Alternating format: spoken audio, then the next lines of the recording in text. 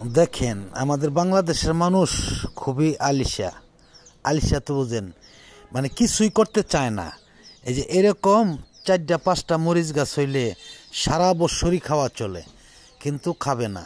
এটা কিন্তু যারা শহরে বসবাস করেন, ছাদে উপরেও কিন্তু এখন দেখা যায় যে অনেক প্লাস্টিকের বালতি, কালো বালতিগুলা ভাঙ্গা গেলে ফালাই দেওয়া লাগে।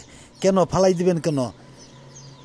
আপনার 4টা মাটি সাথে দেখা গেছে যে অনেক সময় যে 4 দোকানে 4 পাতি পুঁতি ফেলে দেয়, 4 পাতি ছাই এইগুলি দিয়ে লাগাইতন।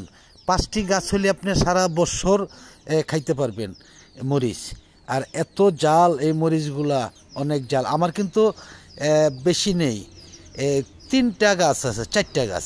এই 4টা গাছে কিন্তু আমার সারা বছর কাঁচামরিচ খাওয়া চলে। আর জালও আলহামদুলিল্লাহ আল্লাহ পাক এত জাল দিয়েছে এটার মধ্যে, আমাদের কিন্তু কাঁচামরিচ খাইতে হয় না।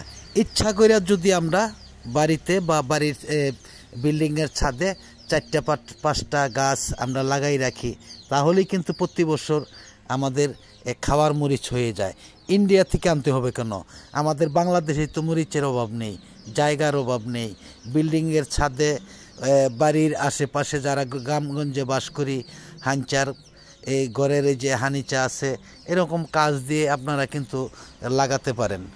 যাই হোক, ভিডিওটা যদি ভালো লাগে তাহলে আপনারা লাইক দিবেন, শেয়ার করবেন, সাবস্ক্রাইব করে বেল বাটনে চাপ দিয়ে অল করে রাখবেন এরকম ভিডিওগুলা দেখার জন্য। ধন্যবাদ সকলকেই।